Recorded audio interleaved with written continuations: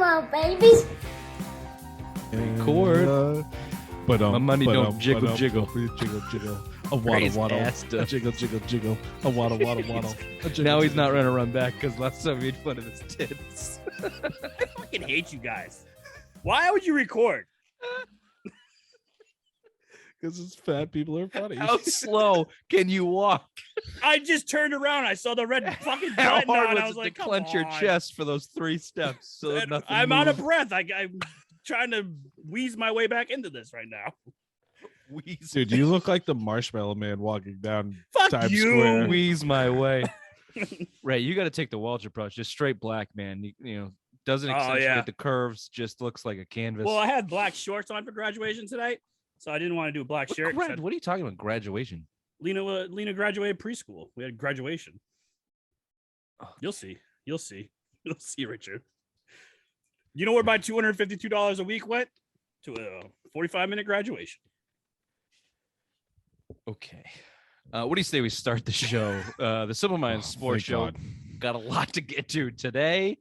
Tonight, we have many subjects.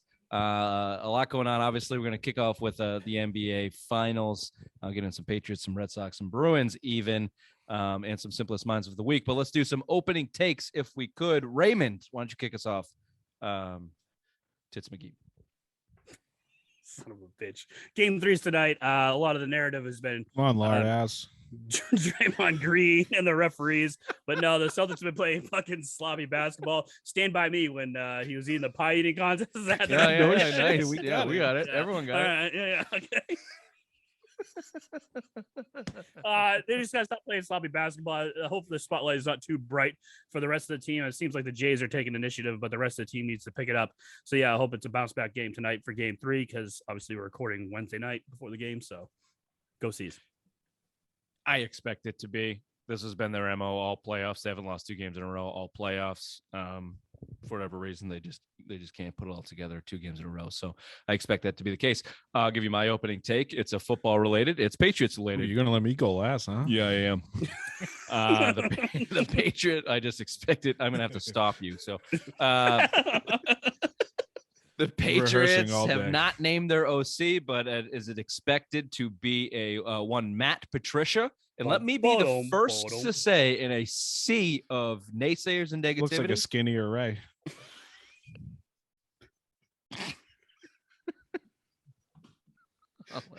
I'll let that one settle.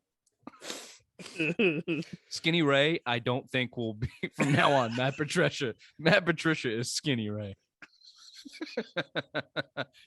Ray, make the t-shirts. Got it.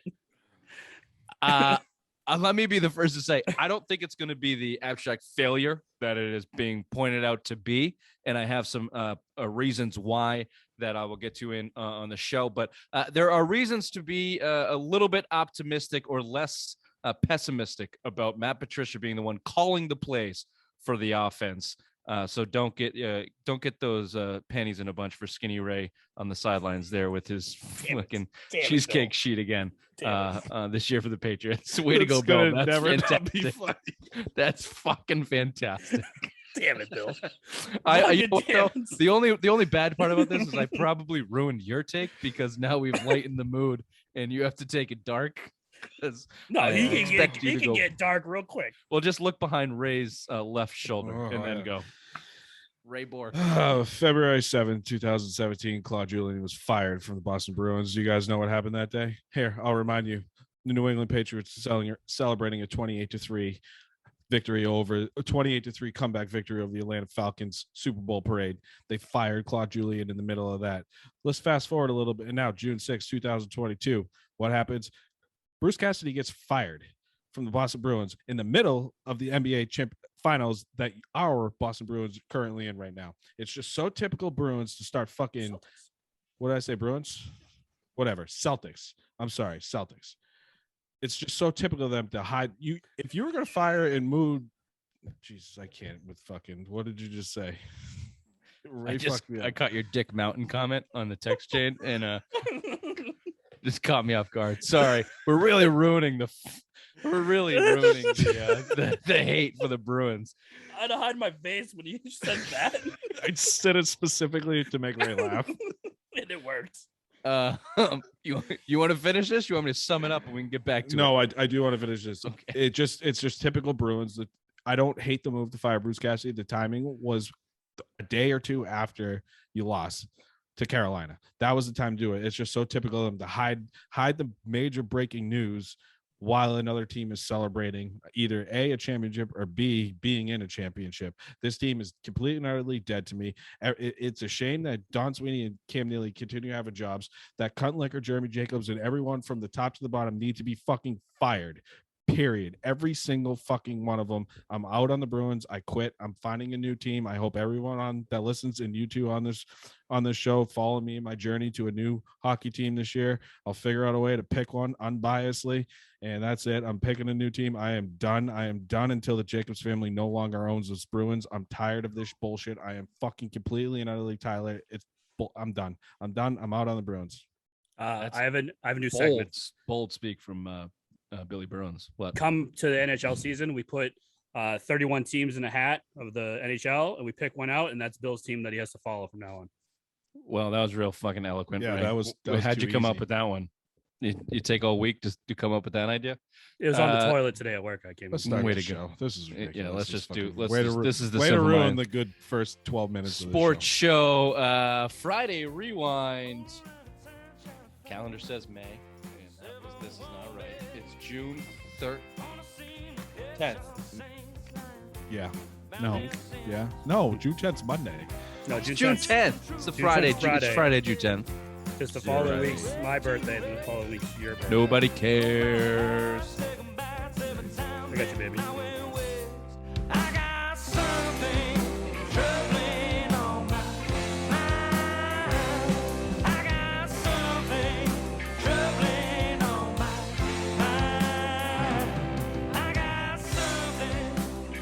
If you're watching on YouTube, we apologize. If you're listening on the podcast, Spotify, YouTube, or iTunes, wherever you're listening, wherever you're watching, hit that subscribe button, hit that follow button, hit that share button. Tell your friends to get the hard-hitting New England sports action and just some of the dumbest shit you'll ever hear, but will make you laugh from all three of us, but specifically the bottom of the totem pole of dumb, middle, and top. We are the totem pole of dumb, and we are the Simple Mind Sports Show, brought to you by White Birch Brewing, the best craft brewing in New Hampshire, Nashua, New Hampshire.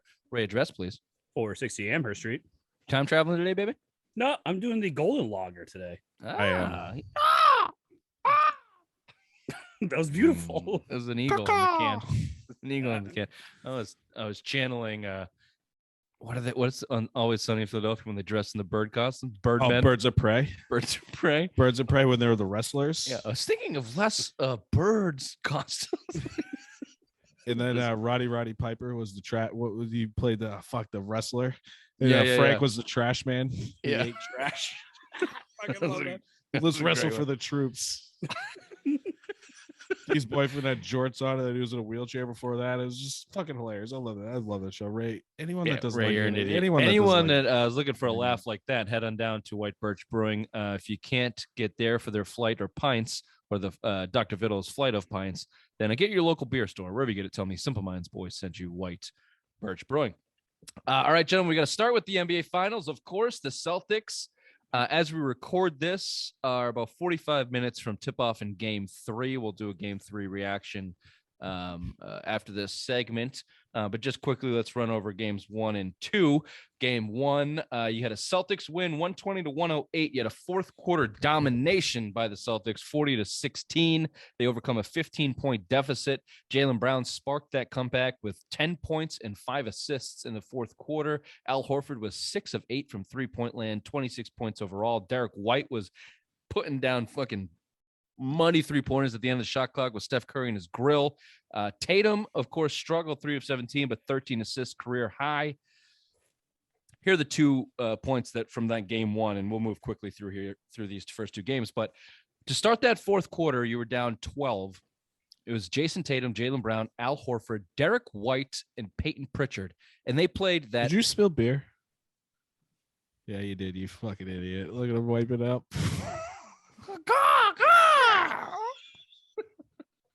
Leave Matt Patricia alone, baby. Fat Patricia over Yeah, here. Patricia. That starting that lineup for the Celtics played a majority of the fourth quarter, got them whatever their lead was, 18 points or whatever. Marcus Smart didn't come back into that game until 4 minutes left, right? I thought it 96 was. or something. He ended up playing 3 minutes in the fourth quarter. Peyton Pritchard played 8, Derek White played 11, and the other guys basically played the whole thing until the starters came out. But props to Ime for rolling with that lineup. It sparked obviously an offensive movement, but also defensively they were killing it. Peyton Pritchard on Steph Curry in the fourth quarter was like white on rice on that. Derek White was getting his hands in place. Like it was just it was a lot of props to Ime Udoka, and if you look at the chart, game 2 is not as decisive because they all sat the last 10 minutes of the fourth quarter, but Marcus Smart's minutes kind of going down. Yeah, that's the trend that's going wrong right now, is that Marcus Smart is not getting the playing time down the stretch that he was. Your joke? Never mind. Oh, my erection. I got you. I picked it up, Bill. No, but I think this offense runs better with Derek White in the lineup, to be honest with you, and Marcus Smart on the bench. I think I think the offense might, if you have a Jaylen Brown cooking like he was cooking in the fourth quarter of that game, could Marcus Smart have stalled that? Yes. You know why I say that? Because as soon as he got in, they went to the same shit they do at the end of every other game that almost lost in the Eastern Conference Finals. It's Jason Tatum bring the ball up, pick and roll with Marcus Smart, see if you can get a matchup with the point guard, and Jason Tatum go to work. And if you can't, then it gets back to Marcus Smart, who has to take a shot. Yeah. We know that offense doesn't really work unless Marcus Smart's having a good shooting night, which is once every month. So yeah, Derek White in there getting Jaylen Brown the ball and get the fuck out of the way. I would take that. Life. I'll take that.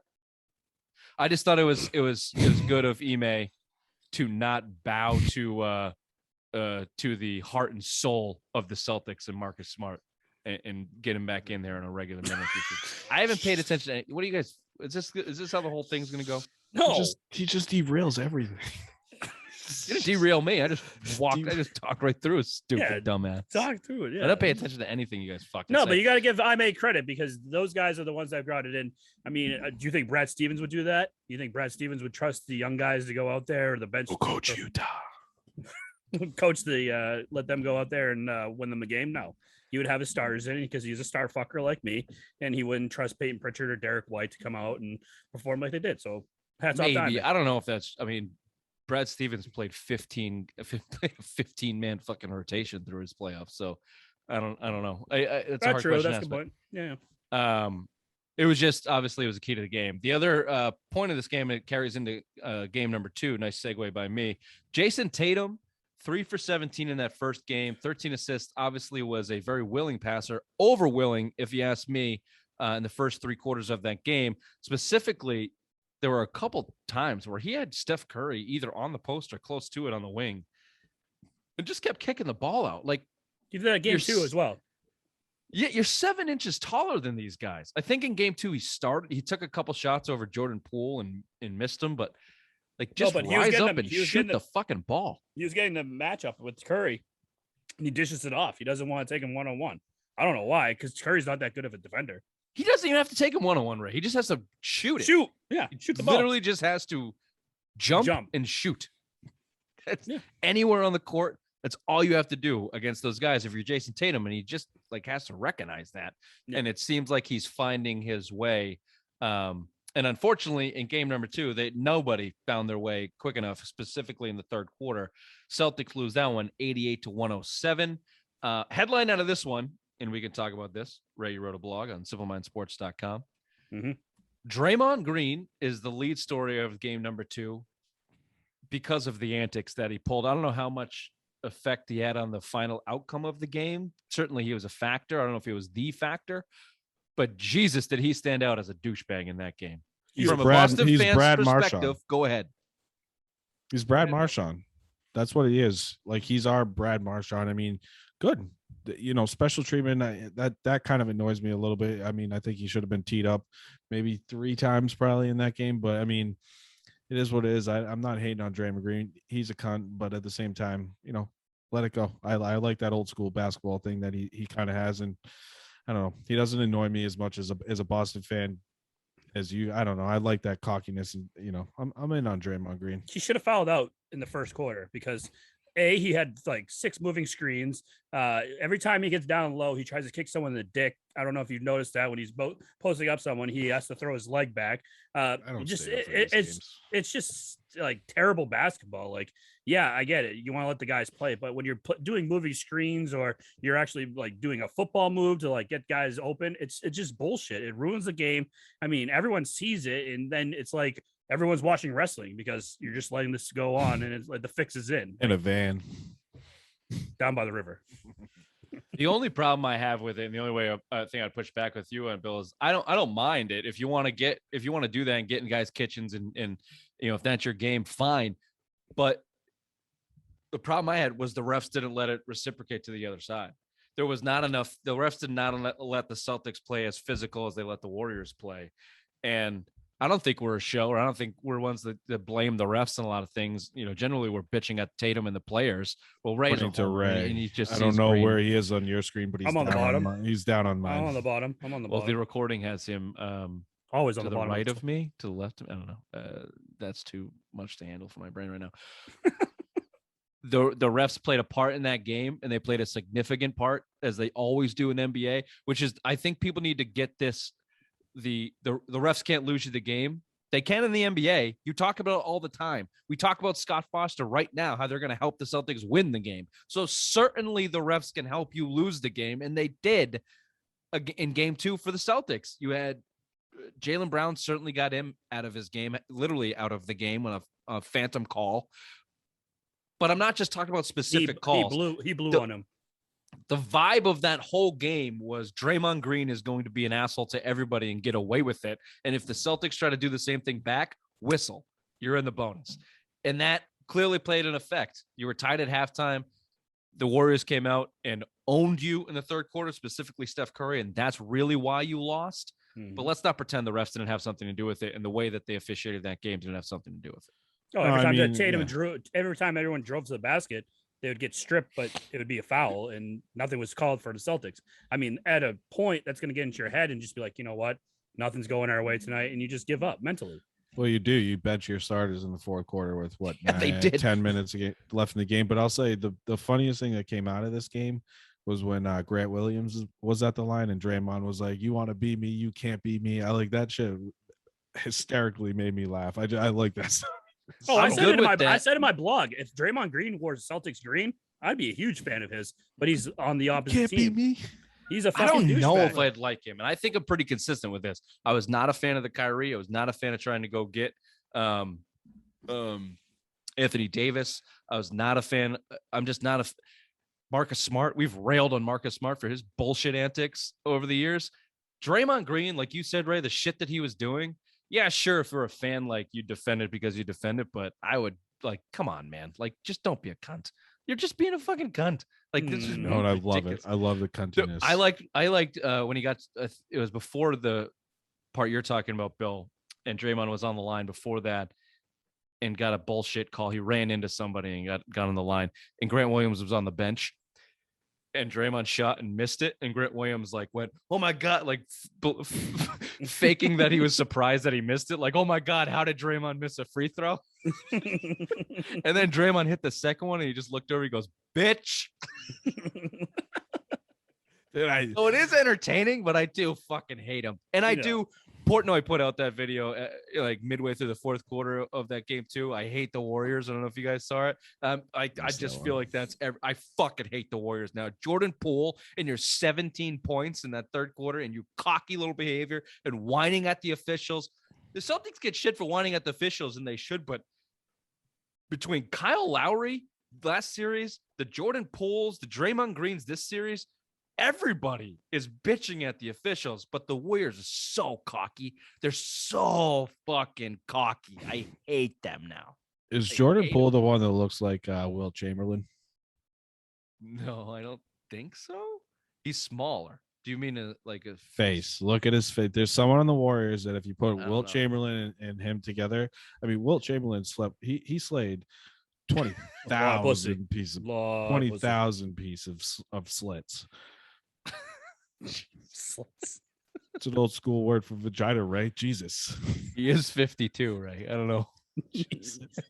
You've never heard the word slit? That was like Wilt Chamberlain. No, is there another guy? Portis? Is I don't Portis know. on the Otto Portis. Yeah. Otto Portis might be that, but we're dipping into racist territory. Otto Porter. look at it? Oh, Yeah, actually, I he think- does. I think He you're does. right. He does have a Wilt Chamberlain kind of face to it. Yeah. Yeah, Kind of that's look. one. Yeah. He was probably all Well, up with someone of his mom or Unsurprisingly, I G-mom have slit. completely lost my train of thoughts. Adjustments. The only guy I don't hate on the Warriors still is Steph. I think Steph. No, is fuck that. fucking He's awesome. the most insufferable douchebag on Or No, that. Clay. he's not. I love Clay Thompson. I like Clay too. Thompson. Clay hasn't done shit to like get on my nerves or be anything. Steph Curry gives you the Put that wiggle. fucking mouthpiece in your goddamn mouth. Dude, when he hits a fadeaway three on the sideline off a pick with a guy in his face for this fourth fucking bucket in a row, and he's got 30 points and beating you by 25, and he just gives you a shrug.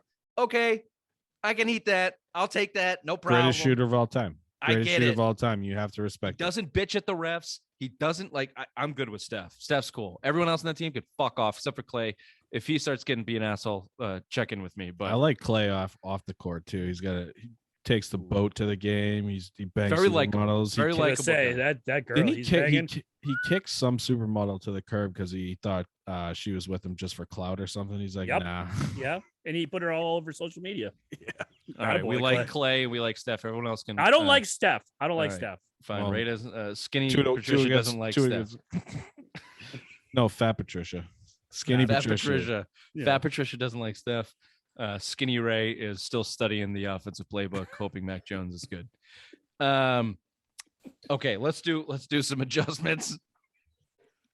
Steve Kerr put He's killing minicamp. nothing mini about Skinny Ray. Steve Kerr put Dick. on Green on to Jaylen Brown. That was an adjustment. We just talked about Clay is not Clay. Dude is not shooting, doesn't have the horizontal speed that he once had. He's a liability there. Al Horford really pissed me off in game 2. He had Zero Curry shots down in the low. first half. 2 points. Just rise up and shoot over Steph Curry. I don't understand. Daniel Tice should absolutely not play in this series. I don't give a Agreed. fuck if Robert Williams is on no legs. Grant Williams needs to be the guy and the only guy coming in to play that position, and he needs to step up defensively. And just get more minutes. If I'm gonna criticize Udoka, give Grant Williams more minutes. Get Daniel Tice off the fucking court. He's outmatched. He doesn't belong there. I mean, he's depth, right? I mean that you don't have another front court piece, really. I mean, It's the finals. I don't give a shit. No, Al I think it was the Horford, foul 40 trouble. minutes. Grant was- Williams, 40 minutes. It was the foul troubles. Robert Okay, fine, Williams, I'll give you 40 foul minutes. troubles. if But he can play. if Robert Williams really can't play, and you need Daniel Tice, He started. he can play enough for Daniel Tice not to be in this game, not to be in the series. He I just think it's shouldn't just- be in the series. I think it's just foul trouble. I don't think you'll see him tonight. In addition to that, the Warriors are throwing Right, Steph every time you Curry, do Klay this, your Thompson, tits jiggle. Jordan Poole, Draymond Green, and Wiggins out there. That's the smallest lineup I've ever seen. You don't need Daniel Tice. You don't even need Rob Williams. Grant Williams needs to be the guy. My guy, Jack Simone's guy, Grant Williams. Remember his fucking name. He needs Who to the step fuck's up in Jack this series. Simone? Oh God, God Bill. damn it! Cut that! Bill. Cut that! Yeah, cut that. Cut that. No, I'm serious. Okay, The we're gonna Celtics do a beat guy quick that we keep break. getting on When we here? come back, we'll Oh, do okay. Ray, don't succumb to his fucking. He's either pretending not to remember to be an asshole, or he really doesn't remember, He's- and he is an asshole. He's 52 and drunk. Leave him alone. He is Yeah, 52. you could go 50-50 on that one. Quick break. We'll be back to talk about the Game 3 reaction for the Celtics.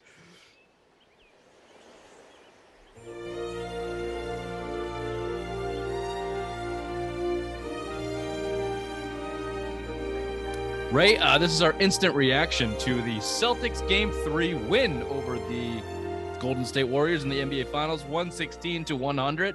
Completely off the cups segment here for Can the I ask show. you a question? Can I ask you a question? Sure, fine. Why the fuck are we in Boston playing a game at 9:00 at night? It's very aggravating. So fucking I'm so tired right now. tired. As I just mentioned, I'm on a little bit of an unintentional bender, and obviously was draining some beers last night.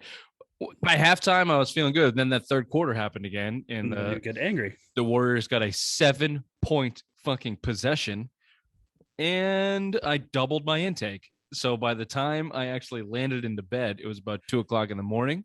Yeah. Falling asleep on the couch like a true drunk. Was woken up by some horrific thunder. Anyway, yeah, the 9:00 start really is stupid, especially for these pussy Warriors and their pussy fans. Whoa! Hey! Easy on the language. Sorry. Easy. You might offend some uppities over there in California that have never heard such language like this. Think of the children. Think of the children, Klay Thompson. Children. This truly is off the cups. Let me just give you a box score, and give me your. I have a couple key takeaways that I want to touch on, and then we can go from there. Your box score looked like this.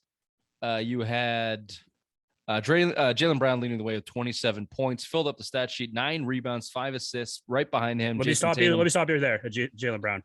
He will be the MVP if we win this fucking if we win it all. Right now, he's the best. Through these first 3 games, he's the best Celtic on the court for sure. However, I think Jason Tatum had a better game in game 3, 26 points, 9 assists, 6 rebounds. Horford there with 11. Marcus Smart with 24 points, 7 rebounds, and 5 assists. I think this stat, first time 3 players in the starting lineup had 20 points, 5 rebounds, and 5 assists since 1982 finals. There you go. So obviously that's pretty good. I feel like obviously Marcus Smart is working a lot harder to be part of this big 3 than Jaylen and Jason.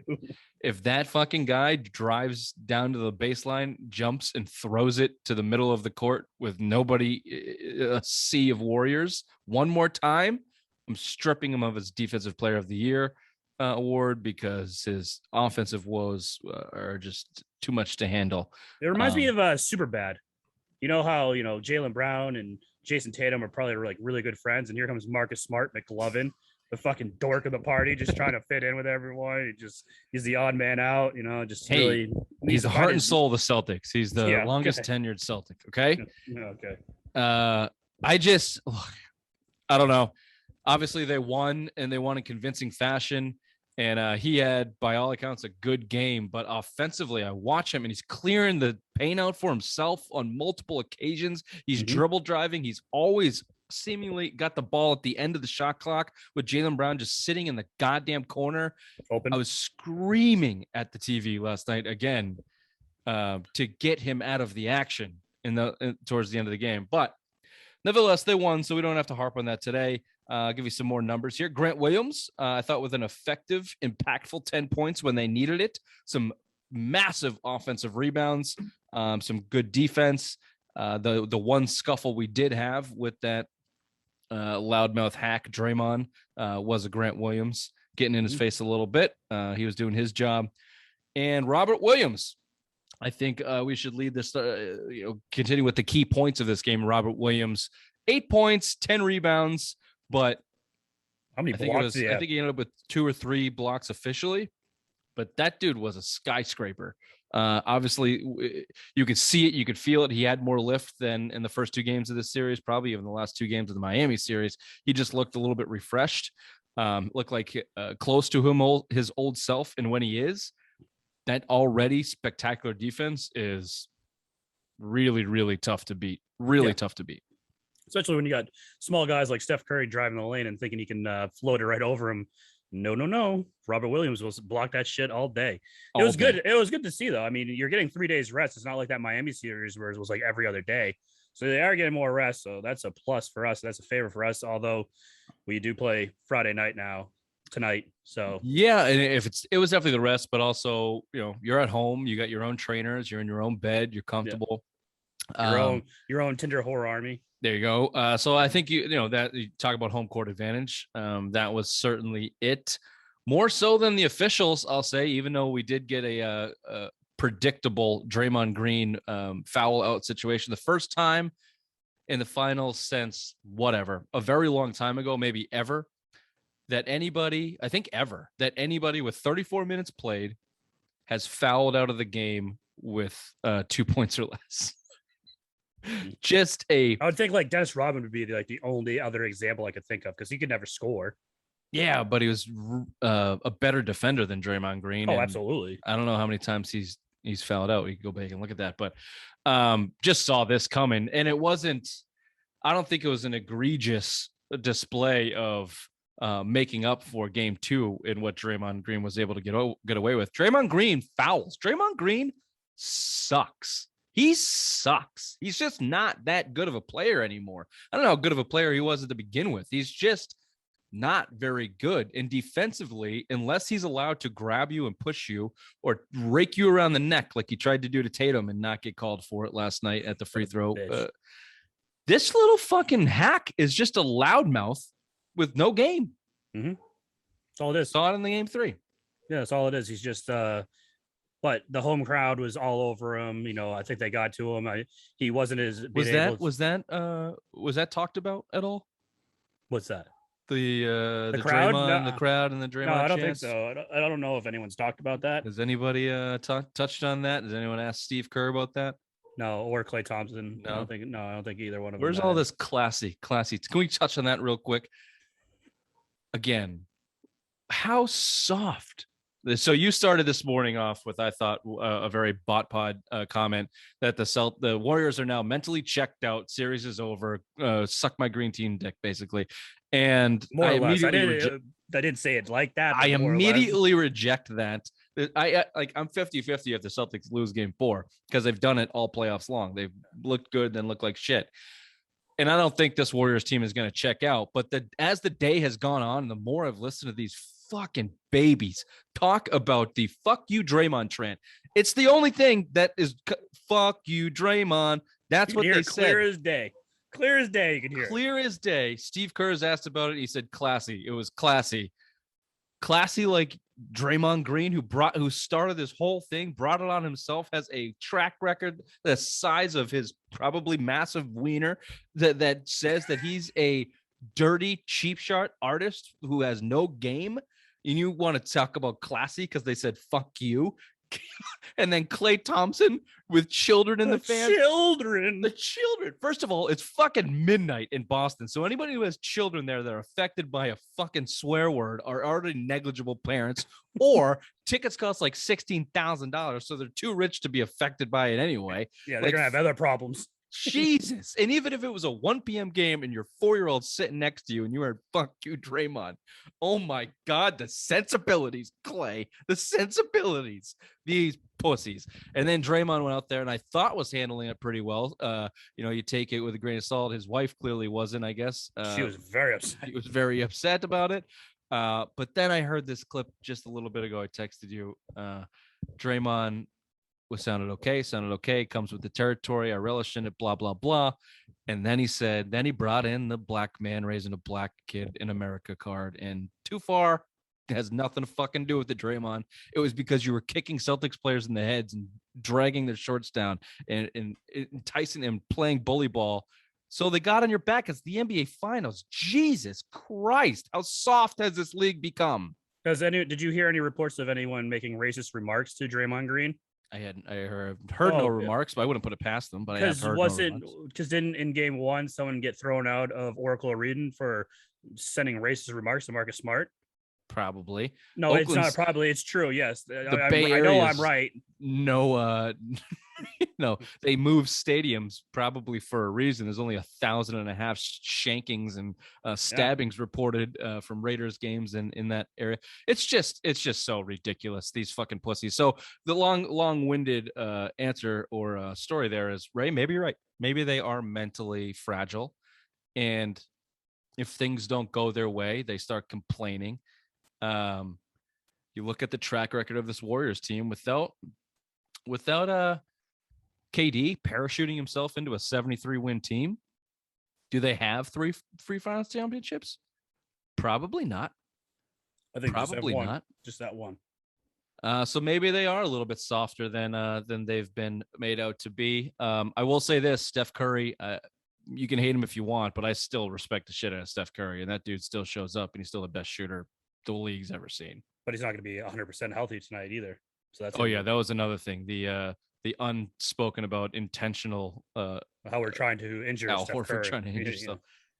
Oh my God! Even if you look at that replay, he didn't hurt his foot until he tried to move himself. Yeah. Regardless of the fact it's Al Horford, it's like the consummate professional would never hurt a fly. And in that scuffle, Draymond Green did get himself fouled out for just blatantly shoving Marcus Smart out of the way, and then bitched at the refs about it. It was fucking unbelievable. Replay that. Yeah. Steve, replay that. I didn't touch him. I didn't fucking touch him. Sit down, please, Draymond. You cannot accept this foul behavior. Classy. Jaylen Brown, MVP of the finals. If they pull this thing out, I got to agree with you there. If he continues the trend, obviously, came out super hot. Basically, here, this was not just Jaylen. Obviously, Tatum had it too, and Marcus Smart. There was no pressure from the Warriors, no defense at the rim at all. Andrew Wiggins, that's the only one. But that's not, I guess, but that's more coming from the perimeter. That's not like what I know. They got to the rim. The only one that was defending, though. They got to the rim whenever they wanted. They doubled them in points in the paint. They doubled them in offensive rebounds. I'm talking about the Celtics double the Warriors here.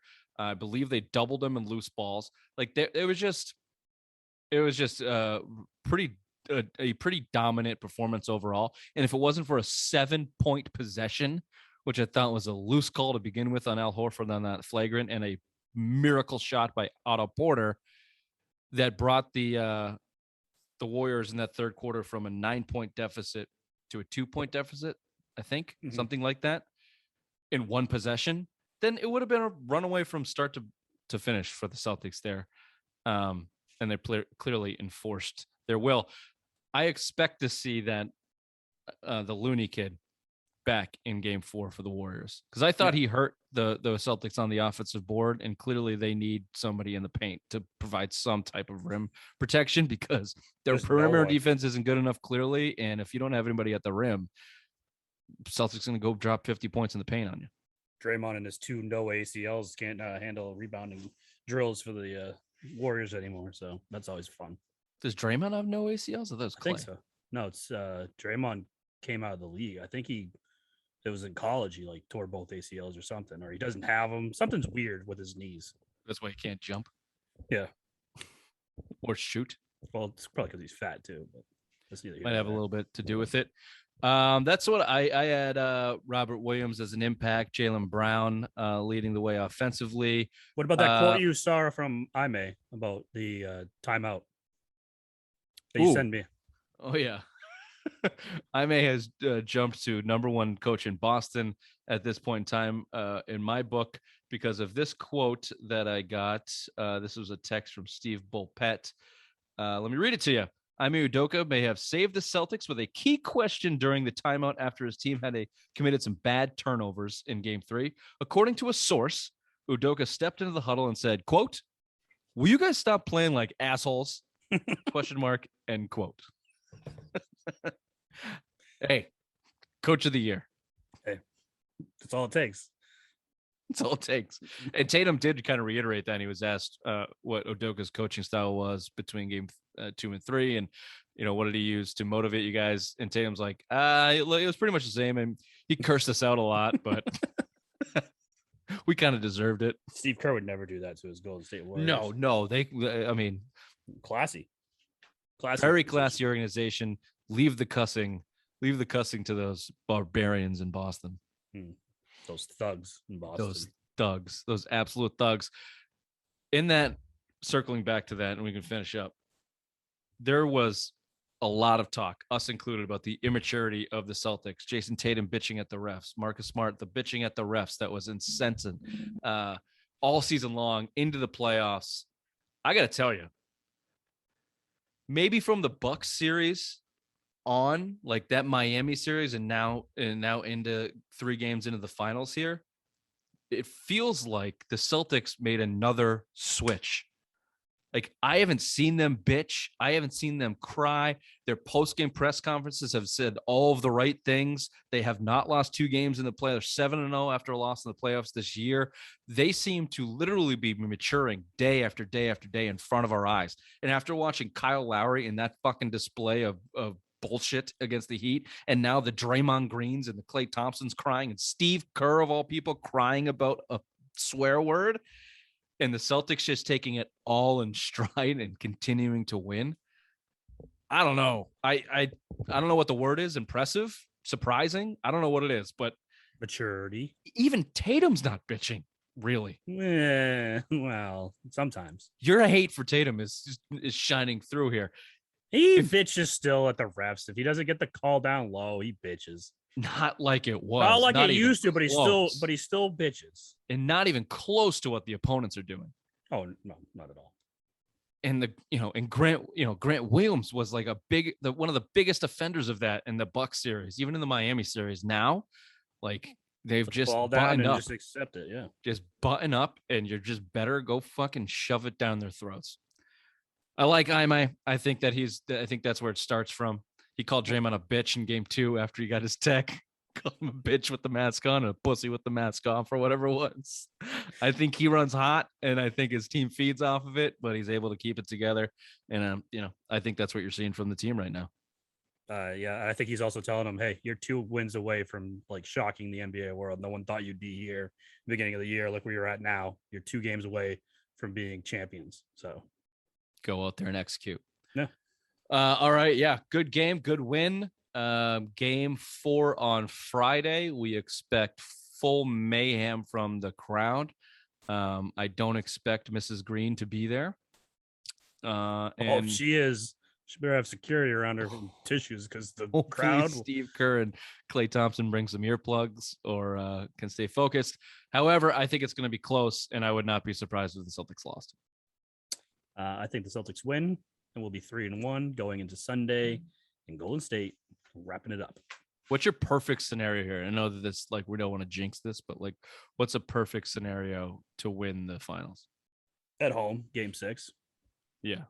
You That's take what I this thought. one, drop one in Golden State, and then game win 5, at Golden home. State, come back and win. Yeah. Yeah, that'd be pretty sweet. But if you can take it in 5, then please do. Oh, absolutely. Fucking finish this as fast as you can. Okay. With that being said, we're going to time travel here and kick it over to headlines with the obvious one. Also, fuck you, Draymond. Okay. Thank you, Richard. The Boston Celtics are in the NBA Finals, and due to the strict rules of Jinx, I cannot discuss the results of Game 3. However, if the third quarter looked like Game 1 and 2, pray for the Celtics. Don Sweeney and Cam Neely play hot potato with the ball of suck, and it lands on Bruce Cassidy. Cassidy was too mean to Jake DeBrusk and his Gen Z minions, so the Bruins gave him his pink slip. The Red Sox are good. Sox won in extras on Tuesday, bringing them above 500 and now currently hold the 3rd wild card spot, aka the 210 room for the playoff teams. All AL East has the 3 wild card spots. Thanks, Bill. No one cares. And finally, the Patriots have named the offensive coordinator. Just kidding. Bill Belichick doesn't know if they are changing the offense. Skinny Ray. But Skinny Ray is currently expected to be the one calling plays. He's fat. In other news, the Saudis are infiltrating our golf. Played so much better with the Skinny Ray.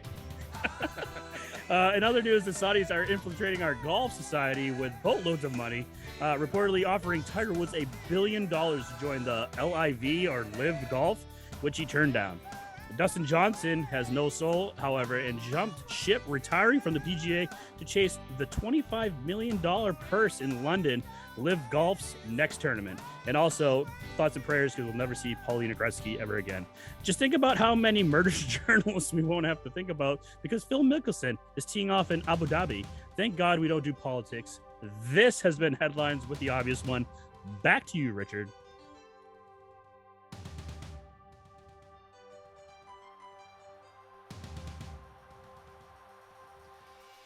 He's still confident, very confident. That was very confident. Well, what I did is I took the email and I slid it over so I couldn't see Bill's face or his facial reactions. So it actually played well. There you go. The Live Golf things is maybe, if we have time at the end, I would really like to rail on these fucking I love it. Money talks. I get it, but money fucking talks. Dustin baby. Johnson's Jesus.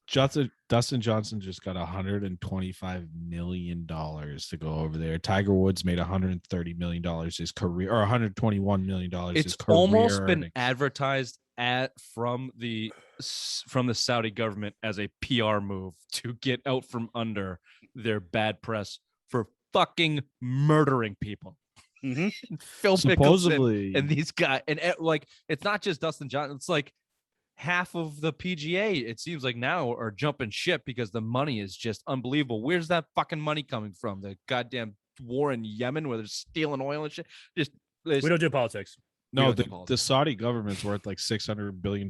They have no TV rights to this. They could buy their own fucking network and broadcast this shit. Like the amount of They money already this bought is, the one of the this is why they're EPL throwing leagues. Did they buy an EPL league or was it a France league or something? one of the No, Or not they another own league, the they team. own the teams. Yeah, they own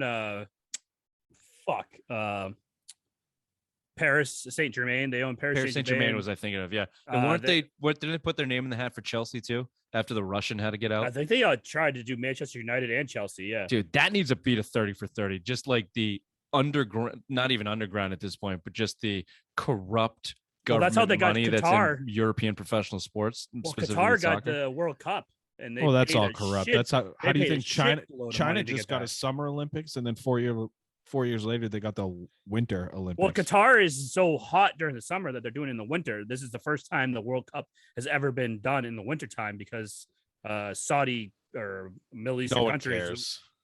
It's big Qatar's in news. Africa, you dumb fuck. It's on the East Coast there. Anyway, Fuck you. Like any one of us would know that. I knew that. You fuck you. You knew that. we need to have the Civil Mind Sports Show Geography B. We need to have that. We absolutely I'm down. fucking need to whenever. have the geography be. All right. Let's do this. Now that we're fired up, we're in a good mood. But in the opening takes, we weren't in the good mood to talk about this. Now we are. The Bruins are dead to Bill. He's getting a new team come October, maybe before that, September, whenever the preseason hits for the Bruins and NHL. Bill will have a new team, but right now the Bruins are absolutely dead. Let's do a quick recap of why. Bruce Cassidy announced this week. The Bruins announced that Bruce Cassidy would be fired, one of the most blatant scapegoat moves from professional sports that we've seen since 2017 Claude Julien, basically, except his team missed the playoffs 2 years in a row. Fucking Cassidy dragged this bag of shit to almost the second round, one goal away from the second round in the NHL playoffs. 6 playoff appearances in a row for Bruce Cassidy. I'll give you some numbers here, Ray. Let's do this. Some Bruce Cassidy numbers. Had a winning percentage of .650, the fourth best in Bruins history. Boston Bruins head coach since February of 2017. He was 271, 131, and 52. The third best record of that time. Only the Capitals and Lightning had them beat, both powerhouses in the NHL in that time period. There have been 112 coaches who have coached 6+ seasons for one team in a row. Out of those 112 consecutive years coached, the .650 winning percentage, there's a lot of numbers here. Sorry, I'm getting confused. Bruce Cassidy is among the top three, only three. And the names include Glenn Sather, 82 to 87. Bill, you probably, that's the Gretzky A lot of years, Stanley right? Cups. Yeah, a lot of Stanley Cups with that guy. And Scotty fucking Bowman for the Canadians. Best coach of all and time. Bruce Cassidy. I don't know if Bruce Cassidy's Scotty Bowman, but Jesus, obviously we know he was a good coach. Obviously we know this was a scapegoat move. Obviously we know Don Sweeney and Cam Neely are public enemy number ones in Boston. Just a couple of fucking squids holding on to their jobs, not taking account ownership for their lack of success with this team. We can run down a gamut of bad moves by Sweeney, specifically in the draft, and Camp Neely, lack of oversight. But Bill, I will. Floor is yours, Bill. I'll throw it to you. I know you said a lot in the opening take, but take it from there.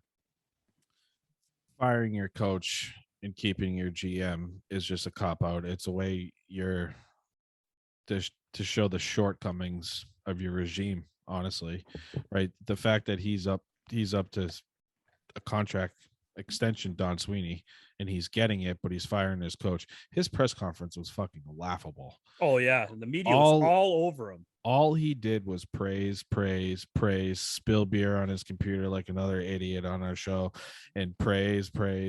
Like that's all it was. But yet you fired him. I don't hate the move. Like I've been saying fire Bruce for a while. I think he put a lot of too much power in the veterans' hand. Tuukka Rask, Bergeron, Marchand. I get it. That's your room, but let me ask you something, Bill. Though, do you think that was fully Cassidy? Do you think I do because I actually no. You know what? I don't know because the rumors came out today that Pastrnak doesn't want to sign an extension because Sweeney is the GM and it was cited because of the way he treated Krejci and Torrey Krug, which were his two best friends on the team. I saw also today that Krejci will absolutely not sign with the Boston Bruins. Come back to the NHL. I know I'm not hitching, and I'm not either. My wagon on a 37-year-old center. I'm not either. But first of all, Don Sweeney in that press conference said that we're gonna approach him and see if he wants to. So that's number one. Sweeney, you're an idiot. I don't even care at this point. I'm so out on the Bruins. I quit. I wrote a blog about it. But number two, it just tells you. Wait, Rich, stop. What'd you say, Bill? Yeah, I was so angry. I had to come out of retirement and write a blog, and I quit. Yeah, Billy bad words, literally. Literally. I don't think it was that bad. Slash the internet and create a firestorm amongst the sensitive ears. I thought I had some good jokes. Crack Baby Association, Athletic Association. Oh yeah, no, it was fire. It was really good. You have never used capitalization in your life, but other than that, I don't need to. That's what you're here for. Yeah, editor in chief. To my final point, the fact that we're hearing rumblings that Pastrnak doesn't want to sign the extension and Krejci won't sign, and they're both related to Don Sweeney, tells you all you need to know about what's going on with the Bruins. And Bill, you've said it multiple times and taken it back multiple times with this Bruins team. Fire Don Sweeney, fire everyone. But the fire Don Sweeney has been there basically since preseason of this year of last year. Yeah, when they want to admit Nick it, though. fucking Phalanges and Hala and these bottom six guys trying to fill a depth with a team that was never going to make it past the second round at best. It was a fire Don Sweeney brigade, and now Cassidy is gone, Sweeney's there, and he's relying on David Krejci, Bergeron, Marchand with no hips, McAvoy out for 6 months with a bad shoulder, David Pastrnak who doesn't want to be here, Taylor Hall who doesn't give a shit about anything, and a goalie in Swayman who is very young. So good luck, Don. Dude, it's terrible. I'm so out. I can't wait to pick a new team. I know you're out, but who would I hope it's a good one. Asking as I hope it's Toronto. Who would it be that you would be happy? Austin Matthews, baby. Who would get for a coach for the Bruins? Like, who would actually I know you're out on a team, but you'd be like, all right, that's a good move. For this team, I mean, you need to do a rebuild. So, I mean, I think the Providence guy, Mangini, McGilly, whatever. Ryan Mogenel.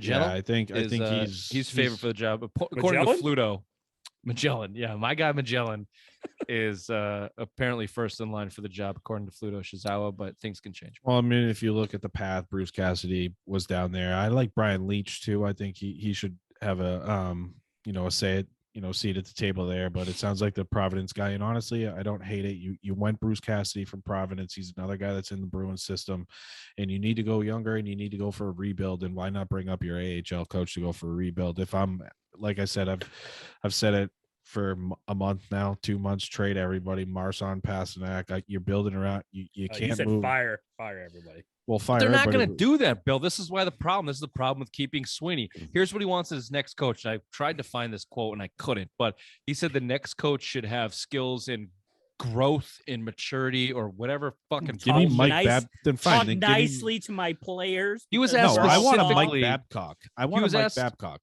That's it's not going to play. It's not going to play, and that's not going to happen. He was asked specifically. Pussies. If Cassidy was fired because of his relationship with the young players and how hard he was on them, and Sweeney basically said yes. He basically said, yeah, it was part of it. So Jake DeBrusk fucking sucks. Fuck this guy. Fuck He was given David Krejci for the first 3 or 4 years of his career. Couldn't produce. Asked for a trade. Soft as hell. The coach is hard on him. Sends him up to the top box. Tries to push every button that he can. The guy with the 4th best winning percentage in Bruins history, 3rd best of all time in 6 consecutive seasons, Bruce Cassidy, couldn't really get through to this guy until he gave him Bergeron and Marchand, and he finally started scoring some goals there. 24 this year. Yeah, like within a 3-week span, and was 0 outside. Yeah, he was of all on fire. I remember he had like a 6 goals. He had like 12 goals. How do you look in the playoffs? He wasn't there. He sucks. And how about Trent Frederick, #1 pick? So it's Cassidy's fault that this guy's just a fucking hammerhead and has no skill. Dude, how he's about a fall guy. Jack Stanico, who can't crack the fucking lineup with every chance given to him? How many of these bullshit, shitty draft picks? None since 2017, by the way. Nobody drafted by the Bruins after 2017 has cracked the Bruins roster. So fucking that's going to change. Don Sweeney riddle me that. That's going to change this year, I think. Don Sweeney bought That's still 4 years ago, Bill. Like, I know. I don't. I'm not. How many rounds do you get in the NHL draft? You should be able to get some fucking 4th liner up there. I'm not sticking up for him, but yeah, I'm hoping the drafting has been atrocious. We don't have to dip back to 2015. Bill doesn't care about the Bruins, but I think that would still tip. I don't see a bullet going to Fat Patricia's head. We talk about the 2015 draft. It's just laughable. Looks just like him.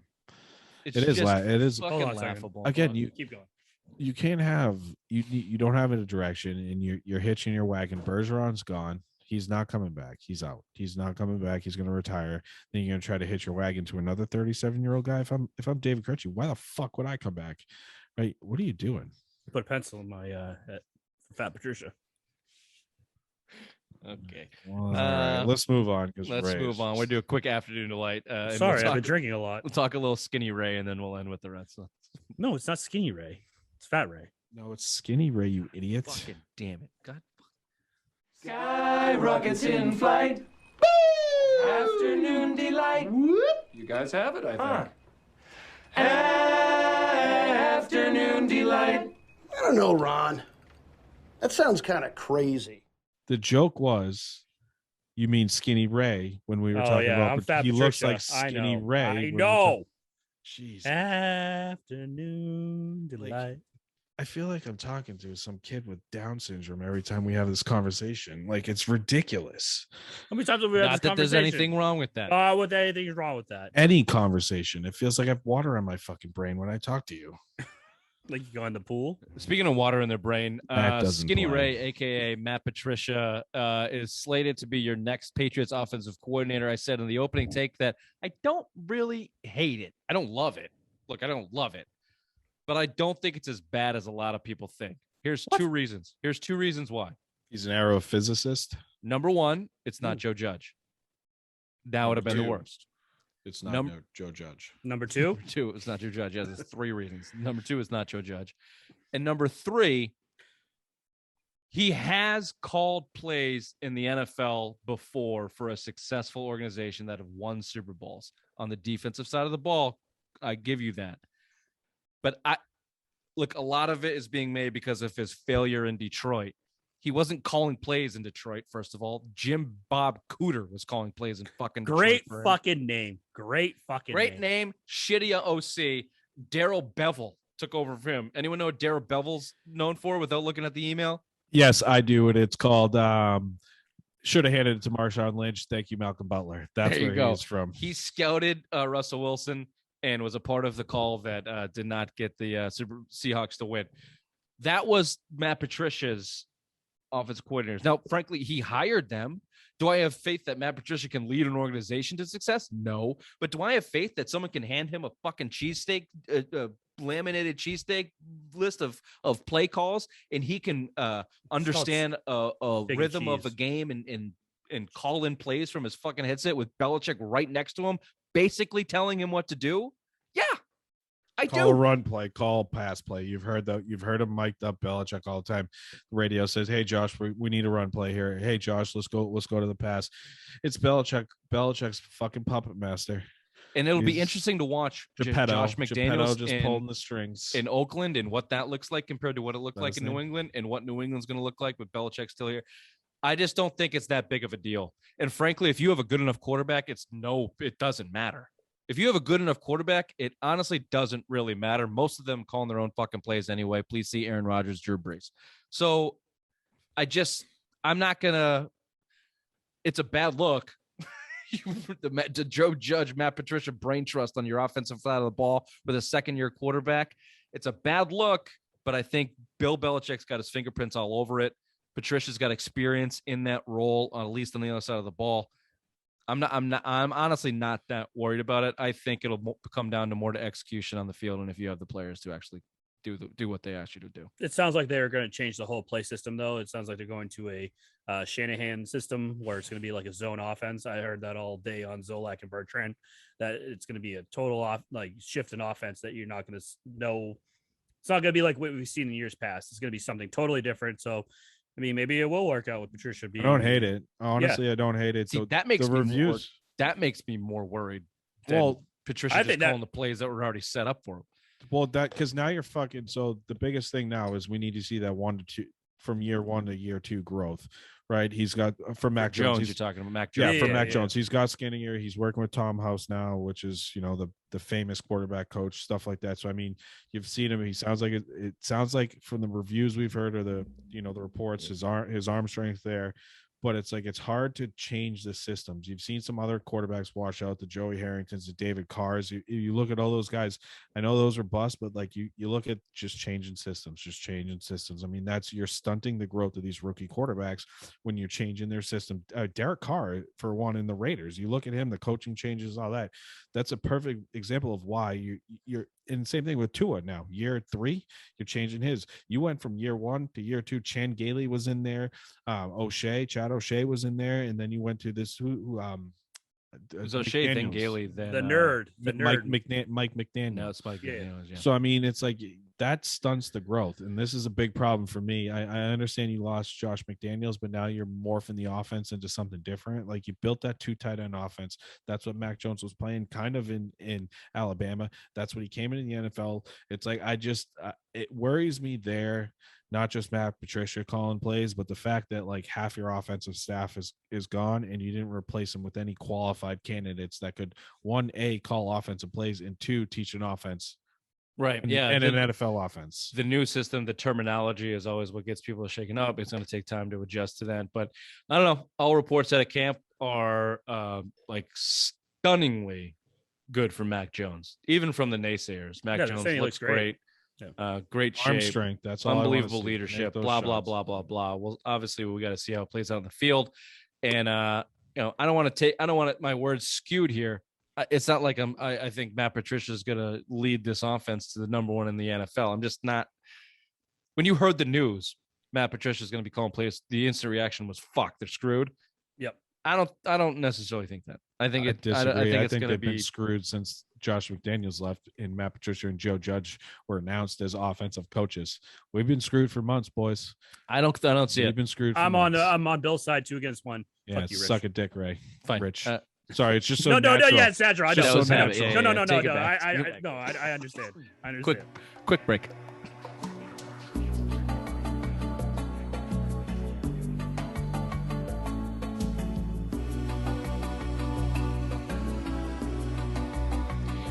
Okay, let's do this real quick. This ends in a question mark. The Red Sox are good? Yes. As we record Wednesday, they're 29-27, about to finish the series with the Angels, who have lost 13 in a row. Fired their manager. Fired their manager, Joe Madden. Who didn't see it coming. That's a mistake. Joe Madden's a good manager, but anyways, I agree. First of all, the Angels no one gives a shit about the Angels, so they don't get ridiculed enough, but they're basically an LA market team with enough money to do whatever the fuck they want and have underachieved almost their entire existence, except for their one fluke win in 2002. Who was the manager in that, Bill? Mike Scioscia. Who was even on that team? Jim Edmonds? Guerrero? John Lackey. I think Guerrero didn't get there till later, honestly. What? Yeah, Guerrero was on the Expos. Yeah, but he played the Angels. He He played the Angels in 2004. I'm almost positive. he came after the World Series. They beat the Giants. Yeah, John Lackey pitched game 6 or game 7. He was a game. Lackey was a pitcher. Yep. Anyway, K-Rod. they've underachieved so badly in their entire history. So it has. You're right. No shit. It has nothing to do with what I'm talking about now. The Red Sox are finally over 500, the first time since April 22nd when they were 7-7. They hold the third wild card spot, aka the 210 room for the Raymond listeners for baseball postseason teams. That's what 852. haven't got one yet. Red Sox topic. 210 room. You know, the joke was in there, Bill. You know, they don't know. I'll give you some numbers. Here.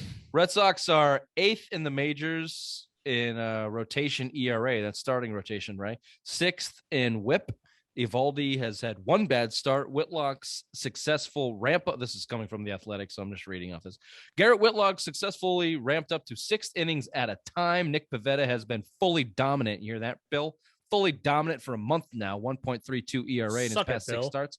And Michael Wacha, the lone bright spot for the Red Sox that anybody with a baseball mind has been saying now for months, would be top 10 in the American League ERA if he had enough innings to qualify.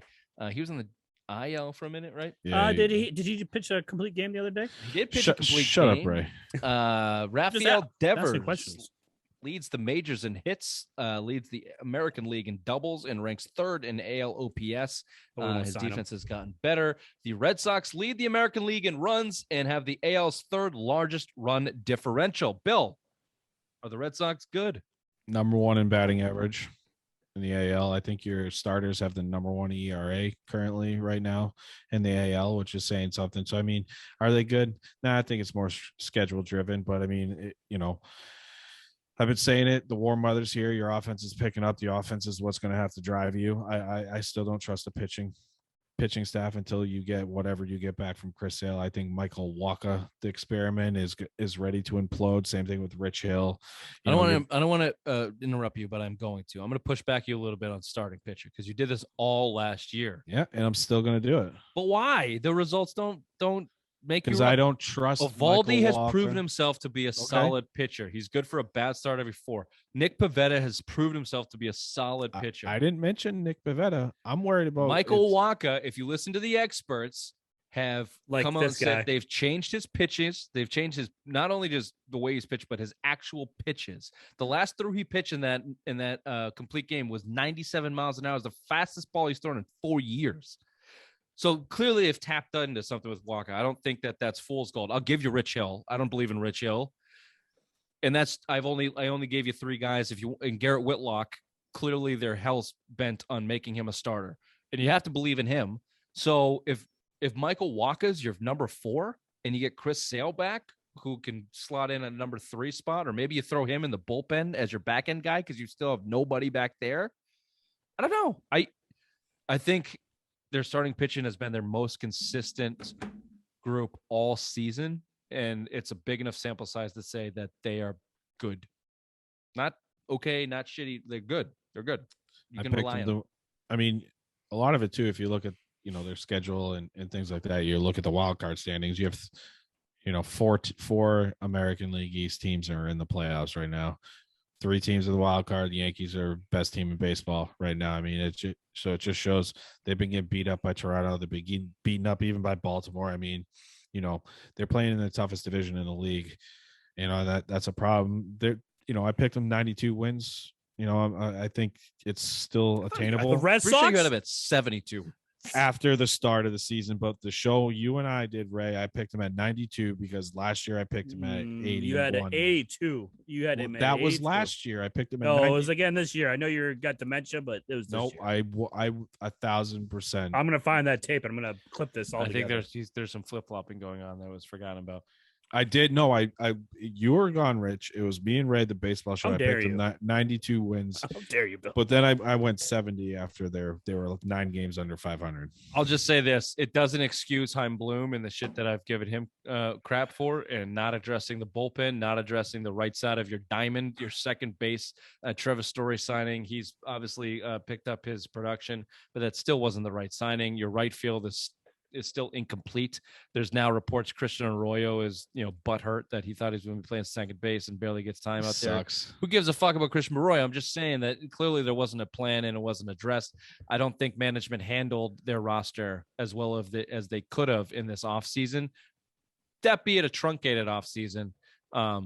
So you're right. The schedule might be making them look a little better than they are, and when they roll up against the Yankees and Blue Jays and Rays, maybe we see them drop 7 out of 10 and we change their tune.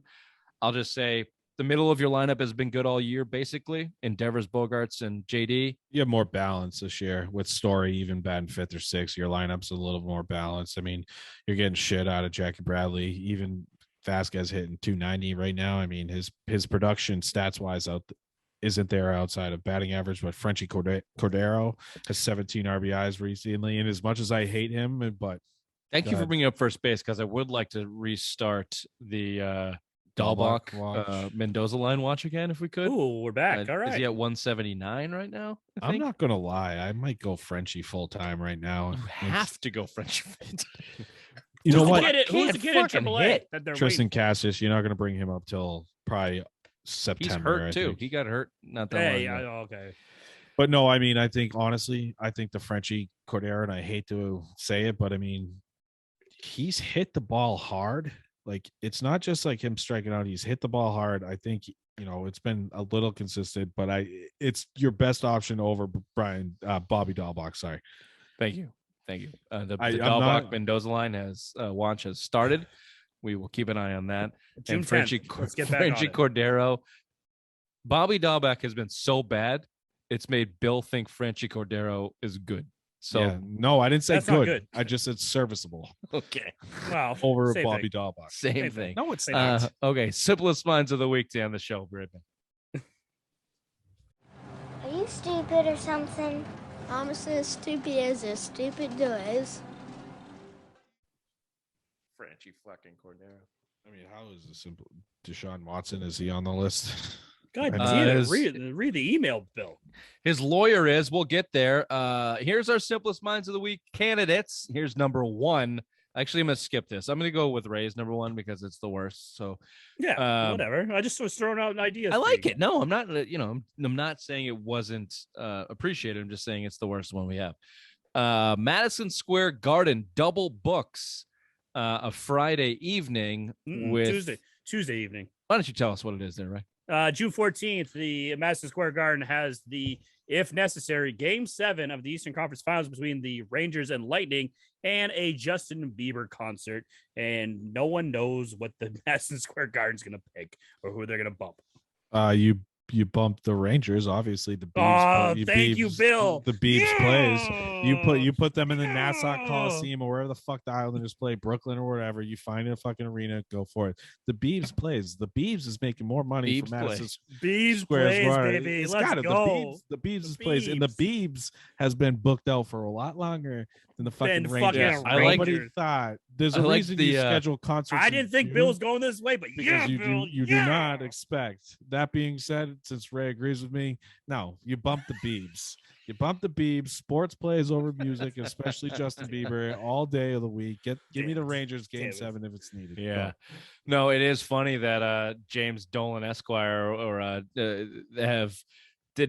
no faith in his hockey team that they would be in the Eastern Conference Finals and get to a Game 7. So let's crank the Biebs. Yeah. On a Tuesday night too. So it's not like, let's just, so scheduling Game 7 might be on Tuesday. Let's put the Biebs on Wednesday just in case.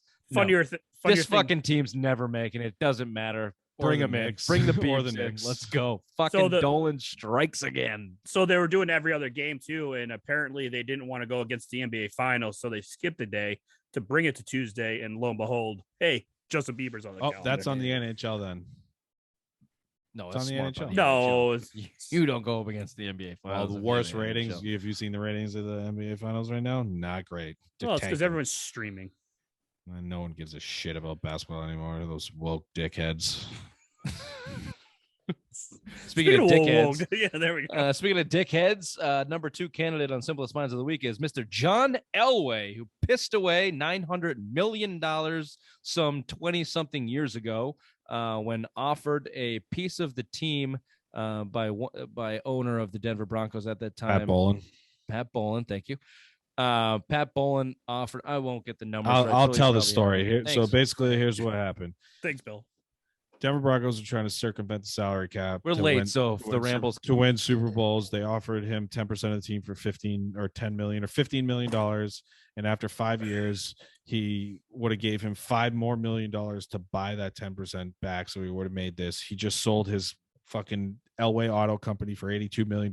He had the money, turned it down. Long story short, Broncos just got sold for $4.65 billion. His 10% would have evened out to $900 million, and he turned it down. He took the money up front. Idiot. He's number 1 in my book. Thank you. Mr. John Elway.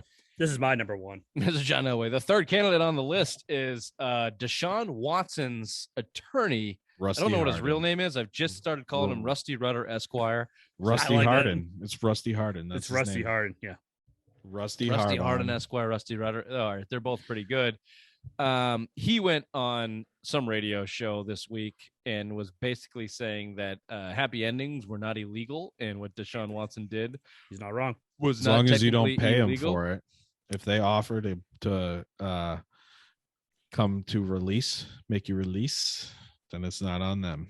How'd you spell And come? then not one day later, Oh, would A you re- want release? a report that sounds Have like a lot of personal attention. Do you want some experience. release? That a report came out that the 24th civil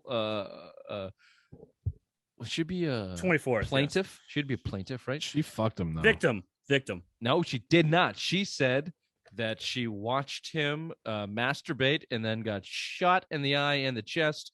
And with Richard and I an was talking about this. ejaculation. Richard and I I had want many to see questions. the measuring tape. I want to know the angle. I want to know how much ejaculation came out of his penis. Bro, we're talking about an anaconda or a hissing supreme cobra athlete. or a hissing cobra, right? So a spitting cobra, they spit venom out of their mouth.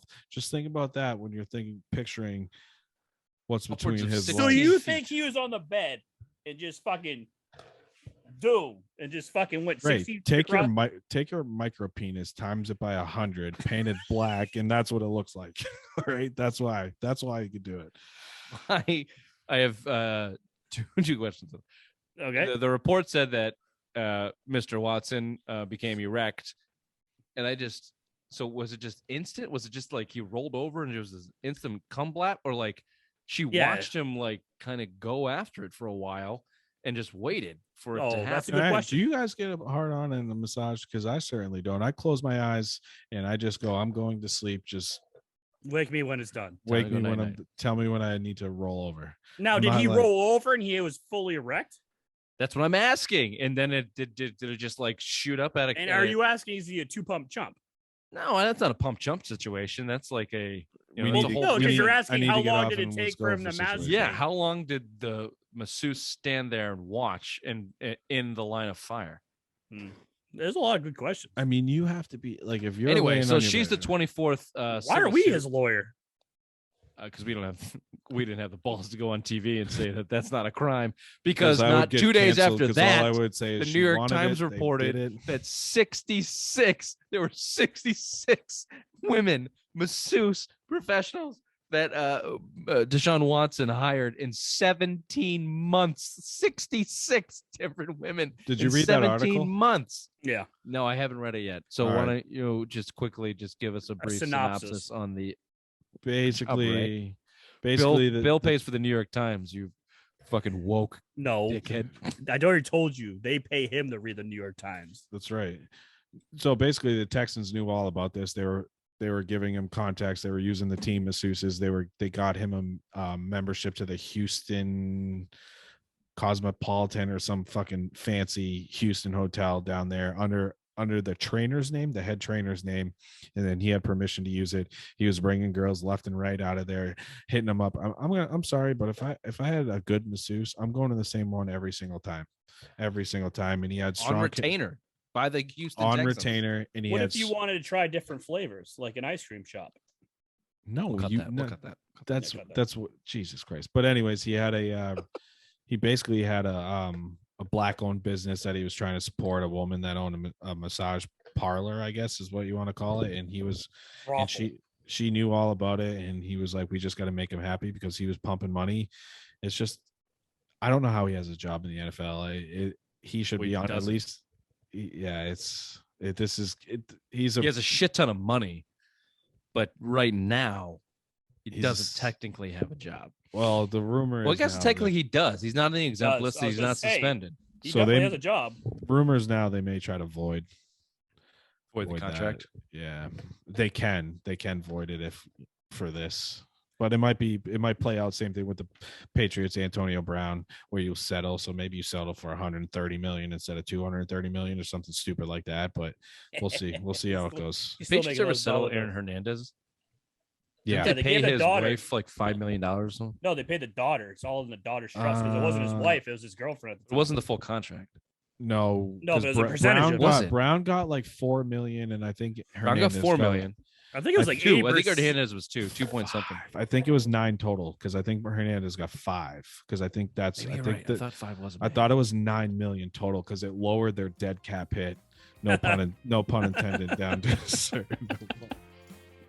This has been the Simple Minds Sports Show, Friday Rewind, June 10th. We'll see you on Tuesday for our one-on-one conversation or 3-on-1 conversation. Hey, with Amanda Vance, the #1 female sports bettor in the self-proclaimed. Tune in for that. We'll see you next time. Bye-bye. Bye-bye. Thanks for listening to the self-proclaimed #1 sports show on iTunes. Thank you.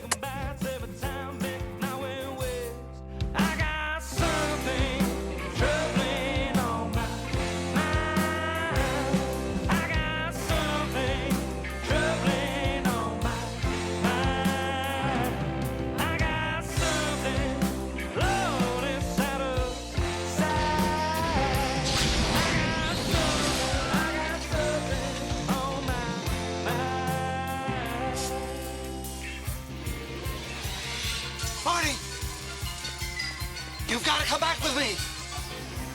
Where? Back to the future. I'm in a mood. That's gonna be you and me tomorrow, right? Oh, of course. Yeah, I'm not. Yeah. See if Amanda's available. Just keep asking Amanda to get on the show and just see if she wants to be our third wheel. Have her sub for me Wednesday because I can't go Wednesday next week. Sorry, I have a concert. Sorry. Oh, I thought it was wedding venues. No, it got rescheduled from January, and Hold on, what concert? Yeah, what are you going to see? Citizen Cope, I think. Citizen Cope is cool. Fuck, damn it. Honestly, I was gonna allow it if it was something stupid like Wu-Tang. It was. I have a sub for you anyways next week. Don't worry. It was honestly who? I don't want to know. It was honestly supposed to be in January, but they canceled it with a snowstorm. So and then you're telling me too much information. Yeah, I also don't give a shit about this. Yeah. Okay, Ray. I'm gonna stab you like a tuna.